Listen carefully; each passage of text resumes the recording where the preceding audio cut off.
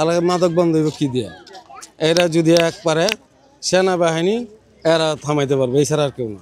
এখন যে মেন গুড়ার থেকে যদি না আসতে পারে, আমাদের প্রশাসন আছে, বিডিআর আছে, র্যাব আছে, ওদেরকে পদক্ষেপ নিতে হবে। আমাদের কিছু করার নেই।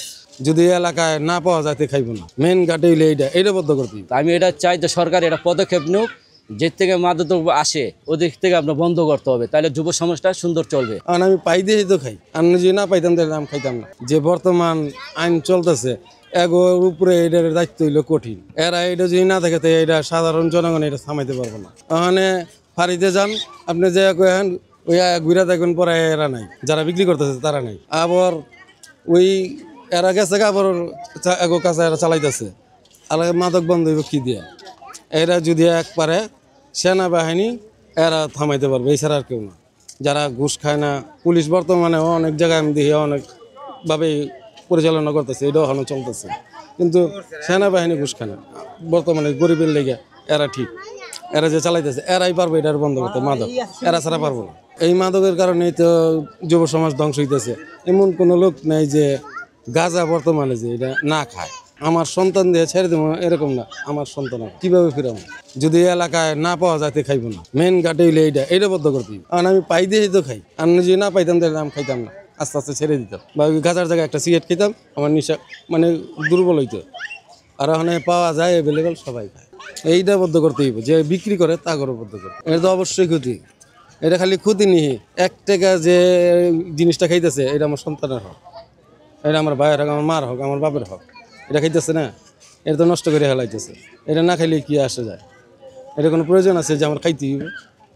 আমি এরকমভাবে বলি যে যদি ওইটার ভিতরে কোনো ফায়দা থাকে তো একটা কিনা ডেলি ফ্যামিলি সহকারে খাম, আমার ফ্যামিলি সহকারে আমি খাম একটা কিনা।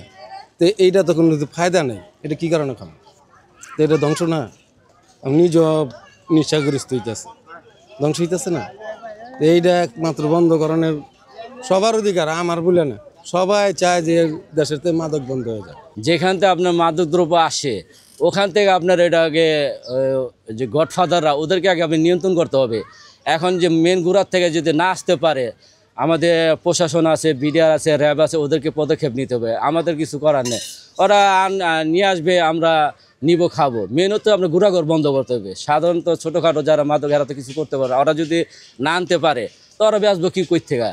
মেন হচ্ছে গুড়াঘর বন্ধ করতে হবে। মাদক সমাজে আপনার ওই যে অনেক ক্ষতি হচ্ছে, যেমন আপনার ওই যে ঘরে চোর ডাকাত, ওই যে জঙ্গল নিশা উঠে ওর সঙ্গে আপনার ওই ঘরেতে ছিনতাই করে, ওটা চুরি করে নিয়ে আপনার নিশা পানি করে, এবং মা বাপকে খুব অত্যাচার করে। টাকা পয়সা যদি না পায়, এই কিছুদিন আগে দেখছে মা বাপরে কোবায় মেরে ফেলেছে। কী জন্য?